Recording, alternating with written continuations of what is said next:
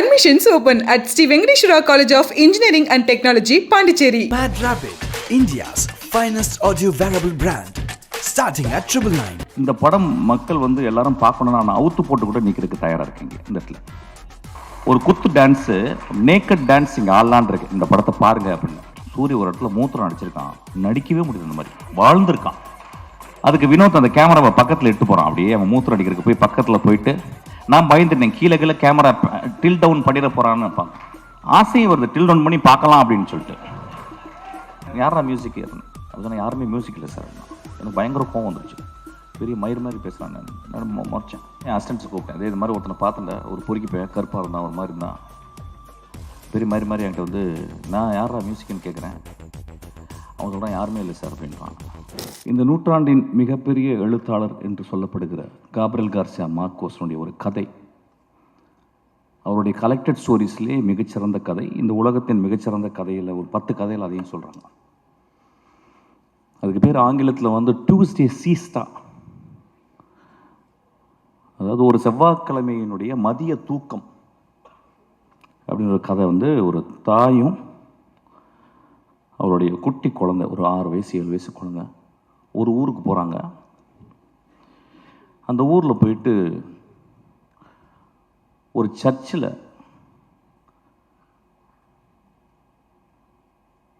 தன்னுடைய மகனுடைய கல்லறை எங்கே இருக்குன்னு கேட்டு போகிறான் அந்த தாய். அப்போ அந்த பாதிரியார் சொல்கிறார் வந்து அந்த ரெஜிஸ்டரை கொடுத்து அதில் சைன் போட சொல்கிறாரு. அந்த தாய் சைன் போடுறான். அப்போ அவர் கேட்குறாரு, ஏமா இப்படியாப்பட்ட ஒரு பிள்ளையை பெற்ற அப்படின்றாரு. அப்போ ஒரு சின்ன ஃப்ளாஷாக காப்ரியல் கார்சியா எழுதுறார். அந்த மனிதன் அந்த மகன் அந்த ஊருக்கு வந்திருக்கான். ஒரு நாள் இரவு ஒரு கதவை உடைக்கிறான். அந்த வீட்டுக்குள்ளே ஒரு பெண் தனியாக இருக்கிறாள். அவளுக்கு தெரிஞ்சிருச்சு யாரோ ஒரு திருடன் வந்து கதவை உடைக்கிறான்னு. நல்ல மழை வேற. அந்த பெண் ஒரு துப்பாக்கி எடுக்கிறான். அந்த துப்பாக்கி எப்படின்னா வந்து ஒரு 100 வருடங்கள், ஒரு 50 வருடங்கள் யூஸ் பண்ணாத ஒரு துப்பாக்கி. யாரோ தாத்தாவோ யாரோ உள்ள வச்சுருக்காங்க. அது மட்டும் தெரியுது. சின்ன வயசுலேருந்து பார்த்துருக்கேன். அந்த துப்பாக்கி தொட்டதே கிடையாது. துப்பாக்கி கண்டா பயங்கர பயம். வேறு வழி இல்லாமல் உள்ளே வந்தவன் ஒரு வேளை கொன்னுறான், திருடிட்டு ஒரு வேளை கொன்னுட்டானா என்ன பண்ணுறது அப்படின்னு ஒரு பயத்தில், அவன் யாருன்னு தெரியல, அவன் துப்பாக்கி எடுத்துகிட்டு போய் அந்த கதவுக்கு நேராக நிற்கிறான். கை உதறது. சார் யாரும் பேசாதீங்க சார் ப்ளீஸ். கை உதறது. அவள் அந்த கதவை உடைச்சிட்டு வந்தால் எவ்வளோ உயரத்தில் வருவான் எவ்வளோ அப்படின்ற மாதிரி அவன் வயிற்றை நோக்கி அந்த துப்பாக்கியை அப்படியே காட்டிக்கிட்டே இருக்கான். கை உதறது. அப்போ காப்ரியல் கார்சியா எழுதுறாரு, அந்த கை உதறலுக்கு காரணம் பயம், 28 வருடங்கள் தனிமை அப்படின்னு எழுதுறாரு.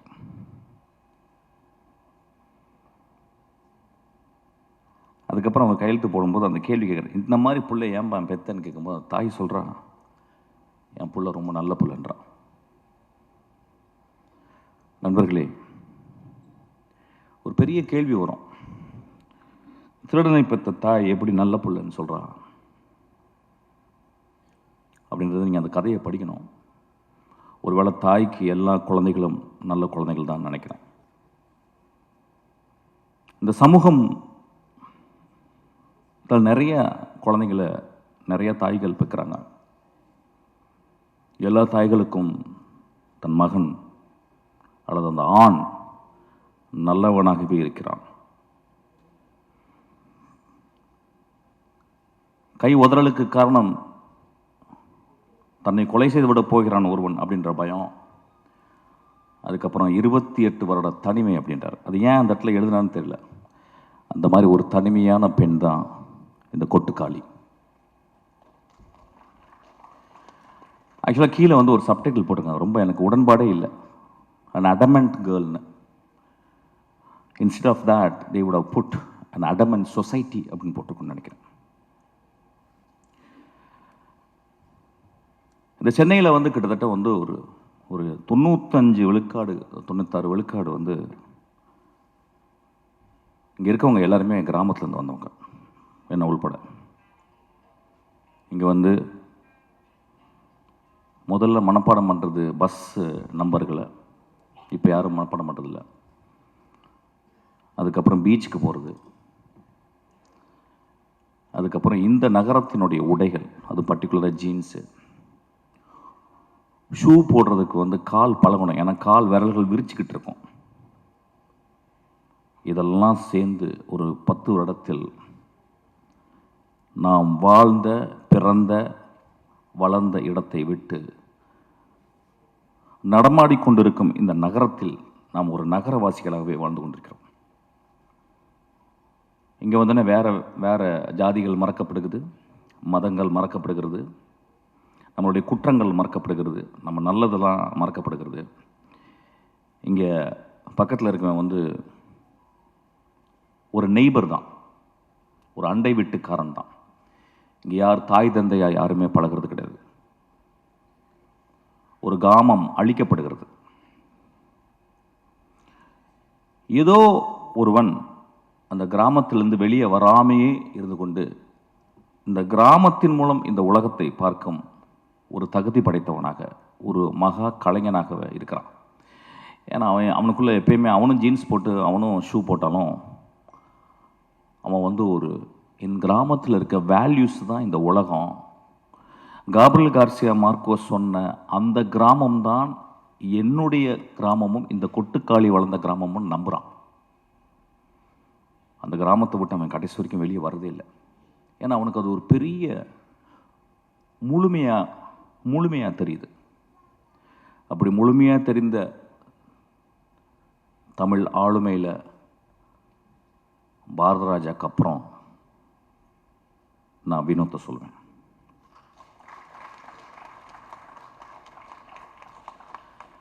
ஒரு திரைப்படம் எதுக்காக எடுக்கப்படுது அப்படின்னா,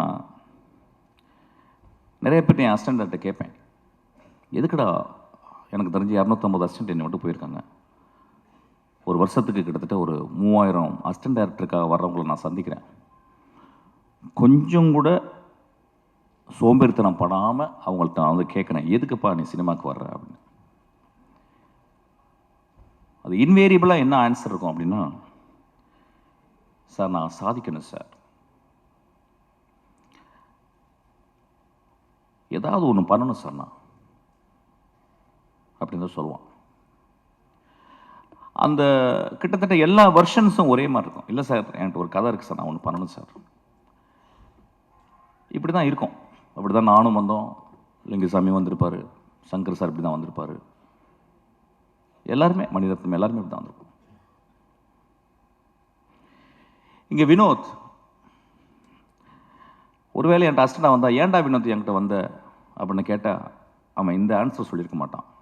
சார் இந்த உலகத்தை என் கதை மூலியமாக மாற்றணும் சார் அப்படின்னு வந்திருப்பான்னு நினைக்கிறேன். இந்த கதை மூலம் தமிழ்நாடையே மாற்றிருக்கான். எப்பயுமே சொல்லுவாங்க, நான் ரொம்ப பொங்கி பேசுவார், ரொம்ப எக்ஸாஜரேட் பண்ணி பேசுவார், ட்ராமாட்டிக்காக தான் பேசுவார் அப்படின்னா. நான் எப்பொழுதுமே அது ஒரு சத்தியமாக எடுத்துக்கிறேன். ஒரு மேடையில் வந்து பேசும்போது அடுத்த வார்த்தை என்னன்னு எனக்கு தெரிஞ்சிட்டா நான் வந்து இந்த சமூகத்தை நான் நெருப்பை ஊற்றி கொளுத்துறேன்னு அர்த்தம். நான் மேடையில் பேசும் பொழுதாவது என் நாக்கில் உண்மை தவழ வேண்டும் என்று நான் நினைக்கிறேன். ஏன்னா வீட்டில் நிறைய பொய் பேசுகிறோம், மேடையை விட்டு கீழே இருக்கிற நண்பர்கள்ட்ட நிறையா பொய் பேசுகிறோம், ப்ரொடியூசர்கிட்ட நிறையா பொய் பேசுகிறோம், நடிகர்கள்ட்ட நிறையா பொய் பேசுகிறோம். இந்த மேடையில் உண்மை பேச மட்டுமே நான் வந்திருக்கிறேன். அவ்வளவு தைரியத்தையும் நெஞ்சுரத்தையும் என்னுடைய ரத்தத்தை கொதிப்பு நிலையும் கொண்டு வந்தது இந்த படம்.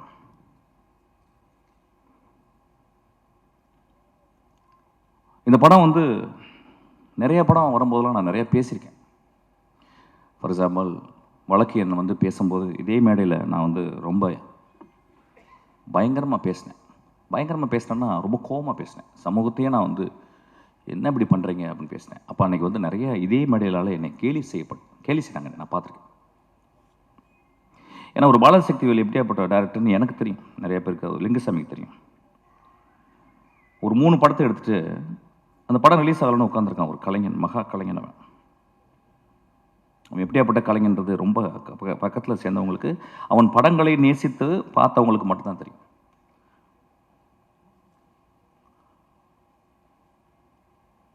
இந்த படத்தில் இது எதுக்கு கொட்டுக்காளின்னு வச்சான்னு தெரியல, எனக்கு நிறைய மீனிங் என்னமோ போகுது. நான் ஒரு ரொம்ப நாளைக்கு முந்தி சிவகார்த்தியனுடைய படத்தில் ஒரு பூஜை அன்னைக்கு ஒரு நாள் ஒரு சாப்பாடு சாப்பிட்டு இருக்கும்போது பக்கத்தில் ஒருத்தன் வெள்ளை சட்டை வெள்ளை பேண்ட் போட்டு ஒரு கிராமத்தில் இருந்த ஒரு பையன் மாதிரி உட்காந்துருந்தான். அறிமுகப்பட்டினான். யாரா நீ தம்பி அப்படின்னேன். சார் நான் தான் சார் வினோத். அப்படின்னா யார்ப்பா? இல்லை சார் நான் வந்து கூழாங்கல். அப்படியே ஆமாம் ஏதோ பேசிக்கிட்டு இருக்காங்க சொல்லுவார். சரி என்னப்பா அந்த படம் ரிலீஸ் ஆகுதா இல்லையா? இல்லை சார் ஆயிரும் சார். ஓ அப்படியா சரி. என்ன படம் எடுக்கிற? அடுத்து என்ன பண்ண போகிறேன்? இல்லை சார் நான் ஆரம்பிச்சிட்டேன் சார். நான் சொல்கிறேன் கொஞ்சம் மெதுவாக எடுப்பான்னு வாயை எடுக்கிறேன். கொஞ்சம் மெதுவாக. இல்லை சார் நான் படம் ஆரம்பிச்சிட்டேன் நான். அப்படியே யார்ப்பா மியூசிக்கு? பாருங்கள் எவ்வளோ ஒரு ப்ரோக்ராம்டு வே ஆஃப் ஆஸ்கிங் ஒரு சேட்டிங் வித் அனதர் டேரக்டர். நான் கேட்குறேன் யாரா மியூசிக்கு அப்படின்னு. அப்படி சொன்னால் யாருமே மியூசிக் இல்லை சார் அப்படின்னா. எனக்கு பயங்கர கோவம் வந்துருச்சு. பெரிய மயிர் மாதிரி பேசுகிறான். நான் முறைச்சேன். அப்புறம் நான் வந்துட்டு வீட்டு ஆஃபீஸ்க்கு வந்தோடனே என் அசிஸ்டன்ட்ஸ் கூப்பிட்டேன். இது மாதிரி ஒருத்தனை பார்த்துட்டேன், ஒரு பொறுக்கி போய் கருப்பாக இருந்தான், ஒரு மாதிரி இருந்தான், பெரிய மாதிரி என்கிட்ட வந்து நான் யாரா மியூசிக்குன்னு கேட்குறேன். அவன் சொல்கிறான் யாருமே இல்லை சார் அப்படின்றான். அப்படிலாம் எடுத்துடாதீங்கடா அப்படின்னு நான் ஏதோ நல்லது சொல்கிற மாதிரி என் அசிஸ்டன்ஸுக்கு சொன்னேன். இந்த படத்தை பார்க்கும்போது தான் தெரிஞ்சுது என்னை வினோத் செருப்பு கழட்டி அடிச்சிருக்காங்க. நல்ல டைட்டில் கிடச்சிருச்சு ஆக்சுவலி இன்னைக்கு. அவன் நிஜமாகவே என்னை செருப்பு கழட்டி அடித்தான். நான் எல்லாரையும் செருப்பு கழட்டி அடித்தான்னா என்னை வெளியே போய் பயங்கரமாக திட்ட ஆரம்பிச்சாங்க டேரக்டர்ஸ்லாம். அது எப்படி பேசலாம், நாமளும் படம் தானே எடுத்துருக்கணும், அதனால் நான் மட்டும் இதை எடுத்துக்கிறேன். என்னை மட்டும் வினோத் செருப்பை கழட்டி அடித்தான். இந்த விழாவுக்கு வரும்போது நான் காலையில் பேசினேன். ஏன்னா இப்போ நான் 2 படம் பார்த்துட்டேன். ஒன்று மாரியுடைய வாழை பார்த்துட்டேன். அது ஒரு வாரம் பைத்தியமாக இருந்து அன்றைக்கி நைட்டு ஃபுல்லாக பைத்தியமாக இருந்து ஃபுல்லாக எழுதி அசிஸ்டன்ட் டேரக்டர்லாம் தூங்காமல் உட்காந்து ஒரு 3 பேஜில் ஒரு லெட்டர் எழுதி வரும் நம்ம நாளில். இப்போ அதுக்கு முடித்து அந்த பைத்தியம் முடியுன்னு தீர்றதுக்குள்ளேயும் இந்த பைத்தியம், இது பைத்தியம் இல்லை, இது பேயே பிடிச்சிச்சு எனக்கு.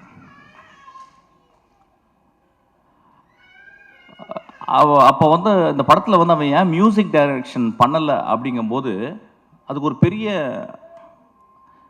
அது வந்து ஒரு குருட்டாம்போக்கில் எடுக்கப்பட்ட ஒரு முடிவல்ல.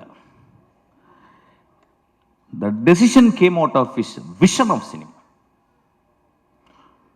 அவன் எப்படி சினிமாவை ட்ரூத்ஃபுல்லாக பார்க்குறான் அப்படின்றதுக்கு ஒரு காரணம். ஏதோ ஒரு வகையில் நம்ம என்ன பண்ணுறோம், ஒரு மியூசிக் மூலியமாக நம்ம சட்டையை அயன் பண்ணிடுறோம், நம்ம திரைப்படங்களை நம்ம அயன் பண்ணிடுறோம். அவன் என் சட்டை என் திரைப்படம் சுருக்கமாகவே இருக்கணும் அப்படின்றான். என் பாட்டியினுடைய அந்த இடுப்பை சுற்றி இப்படி உள்ள சொருவா பார்த்தீங்களா, அது வெளியே எடுத்தால் எவ்வளோ சுருக்கம் இருக்கும் அந்த முந்தானையில், அந்த அளவுக்கு சுருக்கத்தை அவன் பார்க்குறான், அவ்வளோ ட்ரூத்து பார்க்குறான். இந்த படத்தை பற்றி நான் வந்து ஒரு 4 நாள் கண்டினியூஸாக என்னால் பேச முடியும். ஏன்னா படத்தை பார்த்துட்டு வெளியே வந்தோடனே நைட்டு நான் என்ன பண்ணுறதுன்னு எனக்கு தெரியல. வழக்கம் போல் சொன்ன மாதிரி நல்லா இருக்குப்பா, சூப்பர்ப்பா, நல்ல ட்ரை பண்ணியிருக்கேன். இப்போ நிறைய பேர் சினிமா பாட்டு வந்தோன்னா உஷாராக பேசுகிறது எப்படின்னு கேட்டால் வித்தியாசமாக முயற்சி செஞ்சுருக்கேன்னு. அது கெட்ட வார்த்தை சொல்லி தான் சொல்லணும், பட் அது சொல்ல முடியாது, போர் அடிக்குது எனக்கு ஆக்சுவலாக. அந்த மாதிரி எதாவது பேசிட்டு போயிடுறது, இல்லைன்னா நல்ல ஃப்யூச்சர் இருக்குப்பா அப்படின்றது, அப்புறம் ரொம்ப மோசமாக ஒரு தடவை பார்க்கலாம் அப்படின்றது. நண்பர்களே, இங்கே வரும்போது யோசிச்சேன் நான் என்ன பேசணும், இந்த படத்தை நான் வந்து எப்படி மக்கள்கிட்ட கொண்டு போய் சேர்க்கணும். ஏன்னா என் லைஃப்பில் இது வந்து ஒரு பெரிய பொறுப்பாக நான் பார்க்குறேன்.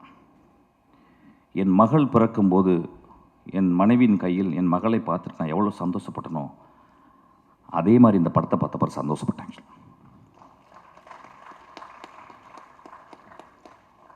இந்த படத்தை பற்றி மக்கள்கிட்ட கொண்டு போய் சேர்க்குறதுக்கு என்னென்னா, நிறைய பல்ட்டி குட்டிக்காரனெல்லாம் அடித்தாச்சு. யூஸ்வலாக நான் நிறைய பேசியிருக்கேன். இந்த படம் மக்கள் வந்து எல்லாரும் பார்க்கணுன்னா நான் அவுத்து போட்டு கூட நிற்கிறதுக்கு தயாராக இருக்கேங்க இந்த இடத்துல. ஏன்னா அப்படி தான் உரைக்கும். கை தட்டலாமே கொஞ்சம். ஒரு குத்து டான்ஸு நேக்கட் டான்ஸ் இங்கே ஆடலான் இருக்கு இந்த படத்தை பாருங்க அப்படின்னு. நான் நேக்கட் டான்ஸ் ஆடி நீங்கள் பார்த்தீங்கன்னா என்ன ஆவீங்க? அதை டெக்ஸ்ட்ரா போஸ்ட் பண்ணி நீங்கள் அப்போ அந்த படத்தை போய் பாருங்கன்னு சொல்லலாம். இந்த கொடுமை எப்படின்னு கேட்டிங்கன்னா, இந்த தமிழ் சமூகத்தில் வந்து அது இந்திய சமூகத்தில் வந்து ஒரு நல்ல படத்தை பார்க்குறக்கு, நல்ல படம்னா எப்படின்னா ரொம்ப ஃபிலாசபிக்கலான கொஸ்டின் அது. ஆமாம், நான் 2 நிமிஷம்லாம் பேசலாமா? 1 மணி தான் பேசுகிறேன். பேசுது இடக்கு முடக்க அதை பேசினா பிரச்சனை ஆயிரும் உனக்கு. ஓகே, நல்ல படம் அப்படின்னாவே இவன் நம்ம நண்பர்கள், நம்ம நம்ம நம்ம ரசிகர்கள், நம்ம ரொம்ப நேசத்துக்குரிய நம்மளுடைய ரசிகர்கள் என்ன சொல்லியிருந்தாங்க வந்து, ஓகே புரிஞ்சிடுச்சு, அதாவது வந்து பாலாசக்திவேலு, மிஷ்கினு, ராமு, வெற்றிமாறன் இவங்களும் நல்ல படம் சொல்லிட்டா கொஞ்சம் பார்த்தே போவோம் அப்படின்ற மாதிரி கொஞ்சம் யோசிச்சு போவோம். ஏன்னா சினிமா பார்க்க வர்றதே அவுத்து போட்டு ஆடுறதை பார்க்குறதுக்கு தான். சினிமாவுக்கு நிறைய பேர் ஆடுறது, அதாவது இன்னும் என்கிட்ட பேசுகிறாங்க, அந்த சார் அந்த குத்துப்பாட்டு ஒன்று போட்டிங்களே சார், அது மாதிரி இன்னொன்று போடுங்க சார். நான் என்ன போட தான் செய்ய முடியும் ஆக்சுவலாக. நண்பர்களே, ஒரு மார்க்கெட்டுக்கு போகிறோம், ஒரு குழந்தையை கூட்டிகிட்டு, ஒரு பெண் குழந்தையை கூட்டிகிட்டு ஒரு கத்திரிக்காய் எடுக்கிறோம். எங்கள் அம்மா சின்ன வயசில் எனக்கு கத்திரிக்காவை எப்படி வாங்குவது அப்படின்னு சொல்லி கொடுத்துருக்காங்க. ஒரு சவுச்சவை எப்படி பார்த்து வாங்கணும்னு சொல்லி கொடுத்துருக்காங்க. ஒரு பழத்தை வந்து தட்டி பார்த்து, அந்த பழம் தட்டி பார்த்து பழுத்திருக்கான்னு பார்த்து வாங்க சொல்லியிருக்காங்க. ஆனால் நம்ம சமூகத்தில் ஒரு கலைப்படைப்பை மட்டும் வெகுஜன சினிமாவாகவே மட்டுமே பார்க்க பழகிருச்சு. இன்னைக்கு 16 வயதில் எடுத்தா ஓடுமானே டவுட் வந்துருச்சு. என் ஆதங்கத்தை இங்கே கொட்டி தீர்க்கவில்லை. இந்த படத்தை நான் மக்கள்கிட்ட கொண்டு போய் எப்படி சேர்க்கறதுன்னு யோசிச்சுக்கிட்டே இருக்கேன். இப்போ நகரத்தில் இருக்கவங்க எல்லாருமே நினச்சிக்கிறாங்க நம்ம எல்லாமே சிட்டி பேஸ்டு. அதை சொல்கிறாங்க இது கிராமத்து கதை. ஐயா, இது என் தாயின் கருவறை ஐயா. இந்த படம் என் மகளின் யோனி ஐயா. இந்த படம் பாலசக்தி சொன்னா இந்த மாதிரி படமே பார்த்ததில்லைன்னு. இந்த மாதிரி படத்தை பார்க்கவே போறது இல்லையா? இந்த மாதிரி படத்தை நான் பார்க்கவே போறதில்லை. இந்த படத்துக்கு முன்னாடி நான் என் படைப்புகள், என்னுடைய சினிமா அப்படின்றத நான் கீழே குனிஞ்சு அவன் காலை முத்தமிடுவேன். அந்த அளவுக்கு அந்த படத்தை பண்ணியிருக்கான். உங்களுக்கு ப்ரூவ் பண்ணணும்னா வினோத்தை கூட்டிங்க நின்று அவன் காலை முத்தமிடுறேன். நான் இளையராஜா காலை முத்தமிட்டிருக்கேன். நான் இளையராஜா காலை என்றைக்குமே தொட்டு கும்பிட்டதில்லை. நான் உதட கொண்டு போய் தொடுவேன். ஆக்சுவலாக 2வது மனிதனாக இளையராஜாக்கு அப்புறம் அவன் கால்களை நான் முத்தமிடுவேன். ஆக்சுவலி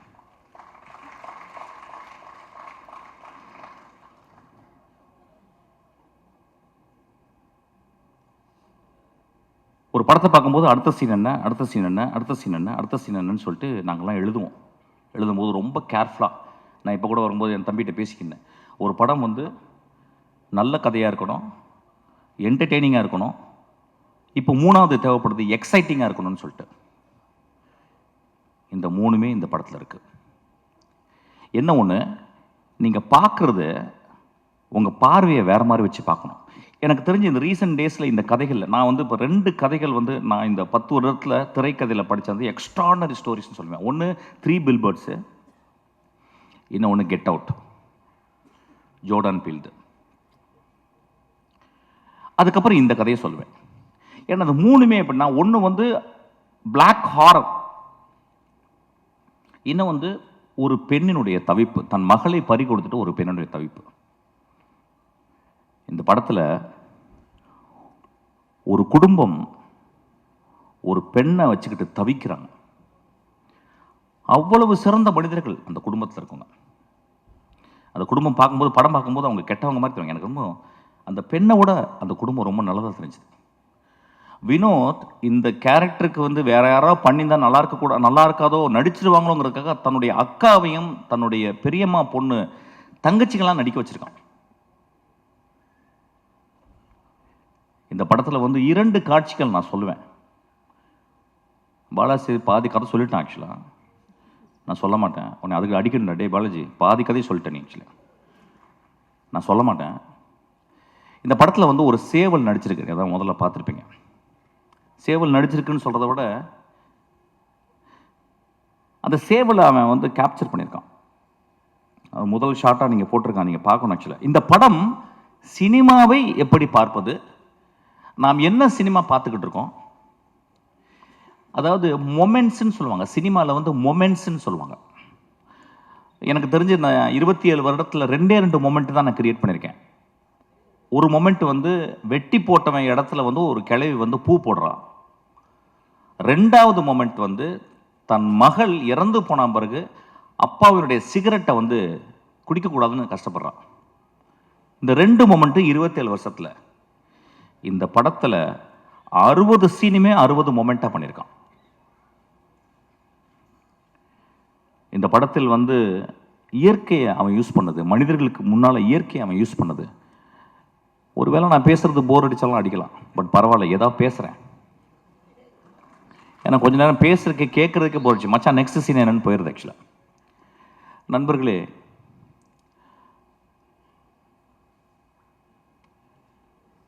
ஒரு நல்ல கதை, ஒரு நல்ல கதாசிரியர் தோற்கப்படுவதில்லை, சமூகத்தால் கொலை செய்யப்படுகிறான். ஒரு நல்ல கதையும் ஒரு நல்ல கதாசிரியரும் அவ்வளவு பேரன்போட ஒரு சமூகத்துக்கு இந்த கதையை எழுதுனா பீச்சில் ஒரு பங்களா, மிக வசதியான காரு, அதுக்கப்புறம் 100 வருஷத்துக்கு வந்து சொத்து அப்படின்னு இல்லாமல் இந்த கதை பண்ணால் சமூகத்தின் இதயத்தை கொஞ்சோண்டு தொற்றுலாம் அப்படின்னு வினோத் பண்ணியிருக்கான்.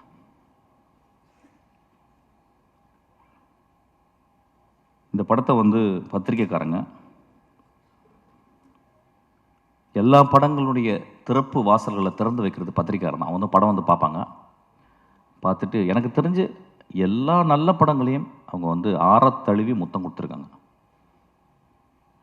இந்த படத்துக்காக வினோத்துக்கு இந்த பத்திரிகையாளர்கள் கோயில் கட்டணும்னு நான் கேட்குறேன். இந்த சமூகம் ஒருவேளை அவன் கொலை செய்து விடலாம், அந்த கொலையிலிருந்து தப்பிக்க வச்சது சிவகார்த்திகேயன். சிவகார்த்திகேயன் ஒரு லீடிங் ஆக்டர், கடுமையான உழைப்பாளி. சிவகார்த்திகேயனால் இந்த படத்தில் நடிக்க முடியாது, ஏன்னா ஒரு மிகப்பெரிய ரசிகர்கள் கூட்டம் வந்துருச்சு. ரசிகர்களை சந்தோஷப்படுத்துவது ஒரு பெரிய கடமையாச்சு. ஆனால் அந்த குழந்தை, அந்த பையன், நான் மிகச்சிறந்த படைப்பு பண்ணணும்னு ஆசைப்பட்டு கூழாங்கல்ல பார்த்தவொடனே, தம்பி இந்த படத்தை நான் தான் பண்ணுவேன்னு சொல்லியிருக்கான். அதுக்காக அந்த தம்பிக்கு ஒரு கோயில் கட்டணும். சிவகார்த்திகேயனுக்கு ஒரு குழந்தை பிறந்திருக்கு, சிவகார்த்திகேயனுக்கு இன்னொரு குழந்தையும் பிறந்திருக்கு, அதுதான் கொட்டுக்காளி. இந்த படத்தில் நடித்தவர்கள், அந்த அனா பென் ஒருத்தர் நடிச்சிருக்கா, தெரியல தமிழில் இருக்க பெண்ணுங்கள்லாம் இப்போல்லாம் நடிக்கவே வரதில்லை நல்ல படங்களுக்கு. சார் எனக்கு 2 பாட்டு இருக்கா, 3 டான்ஸ் இருக்கா, தௌபா தௌபா தௌபான்னு அப்படின்னு ஏதாவது டான்ஸ் ஸ்டெப்பு, ஹூக் ஸ்டெப்பு வைக்கிறதுக்கு இருக்கான்னு பார்ப்பாங்க. அப்போ தமிழில் பொம்பளைங்களே கிடையாது. அப்போ இங்கேருந்து போயிட்டு பஸ் ஏறி போயிட்டு ஆனபெல்னு ஒரு சிறுக்கியை பிடிச்சிட்டு வந்திருக்கான். ஆக்சுவலாக ஒரு பேய் அரக்கி. அவள் எத்தனை வார்த்தை பேசியிருக்கான்னா 1.5 வார்த்தை பேசியிருக்கான்னு நினைக்கிறேன். ஒரு பாட்டு வர பாடிட்டா அதுக்கு அடி, ஒரே அடி சூரிய போட்டு ஒரு 1 மணி நேரம் அடி என்ன அடிக்கிறான் போட்டவளை. இந்த சமூகம் அப்படி தானே இருக்குது. ஒரு பெண் பாடக்கூடாதுல்ல, ஒரு எக்ஸ்ட்ராடனரி பெர்ஃபார்மன்ஸ். அநேகமாக இந்த வருஷத்தினுடைய நேஷ்னல் அவார்டு அந்த குழந்தைக்கு கிடைக்கணும்னு நான் வந்து ஆசீர்வாதம் பண்ணுறேன். அதுக்கப்புறம் சூரியனுடைய எவல்யூஷன், கேரக்டர் ஆர்க்கு. நான் சினிமாவில் தான் கேரக்டர் ஆர்க் பார்த்துருக்கேன்.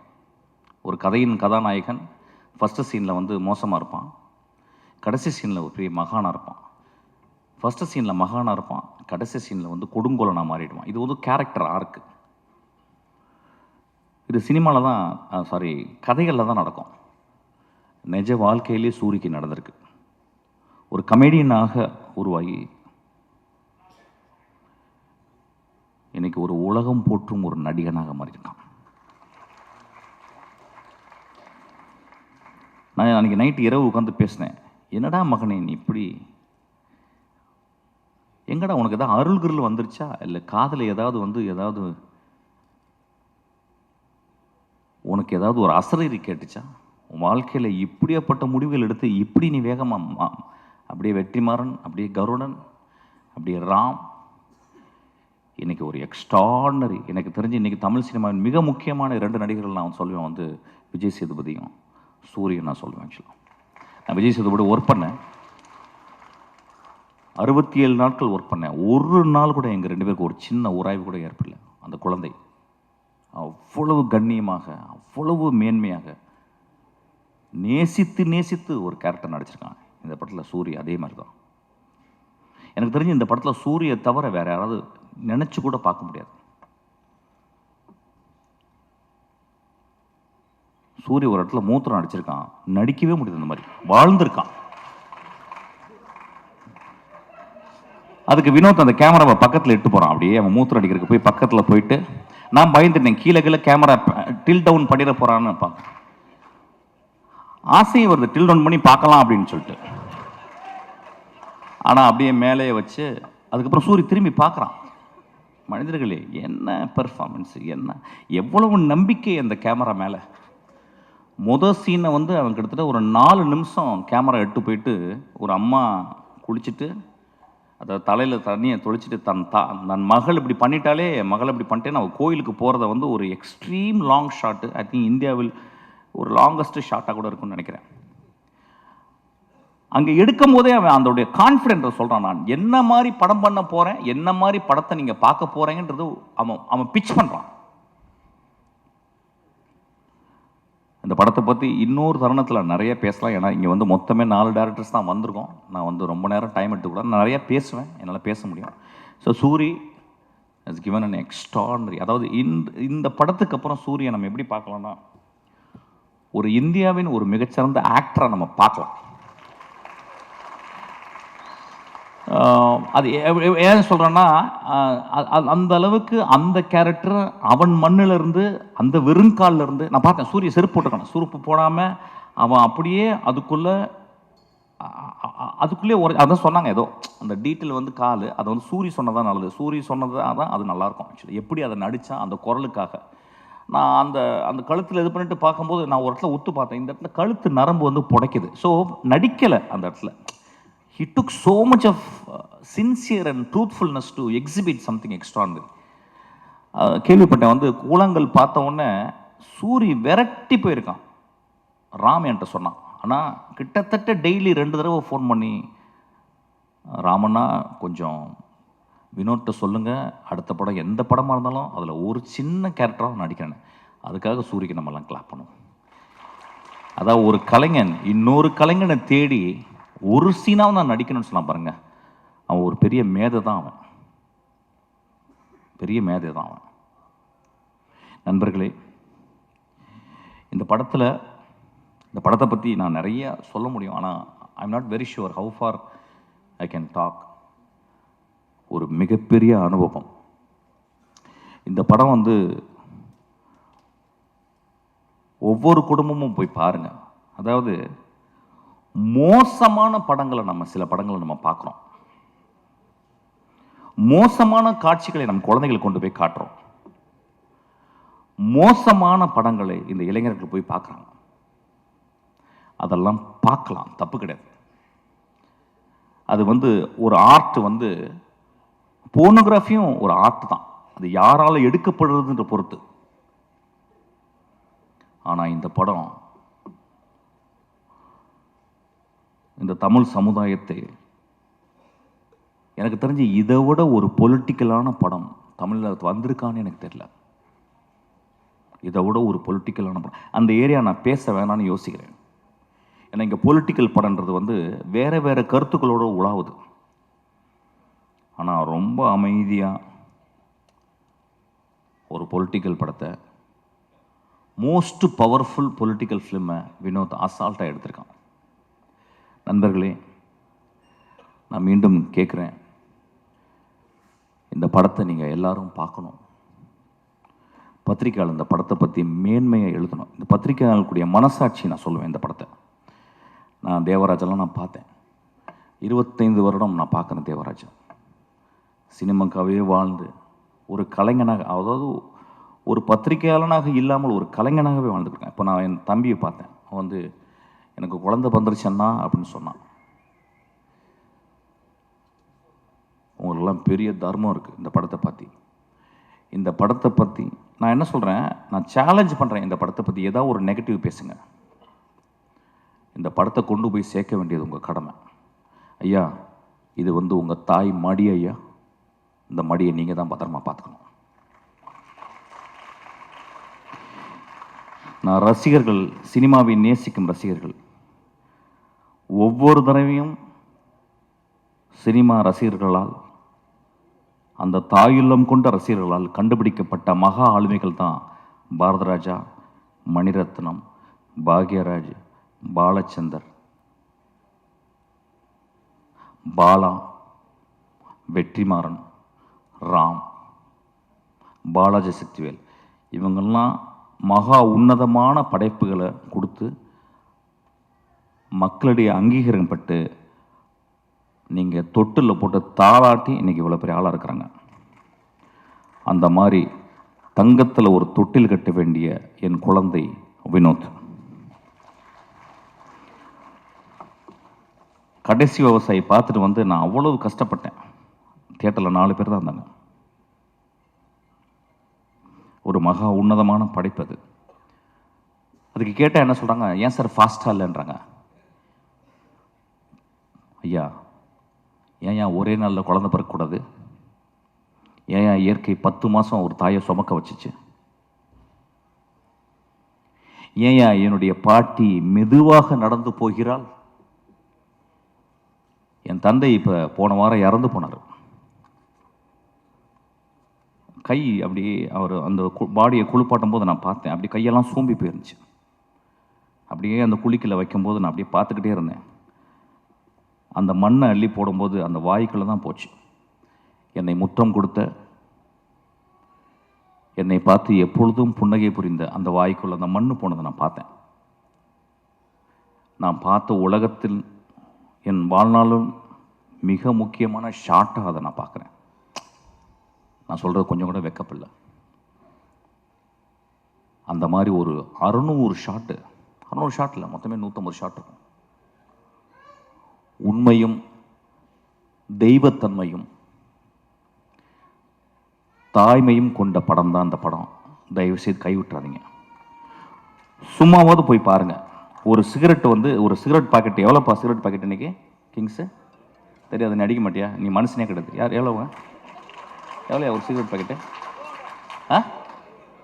200 rupeesங்க ஒரு சிகரெட் பாக்கெட்டு. ஒரு சிகரெட் பாக்கெட்டில் 20 சிகரெட் இருக்கா? 10 இருக்கு. 10 நாள் போச்சுன்னு அர்த்தம் உங்களுக்கு. 10 சிகரெட் கொடுத்தா 10 நாள் போச்சு. நான் சிகரெட்டை நிப்பாட்டிட்டேன். இப்போ 10 நாள் ஜாஸ்தி ஆயிடுச்சு. இப்போ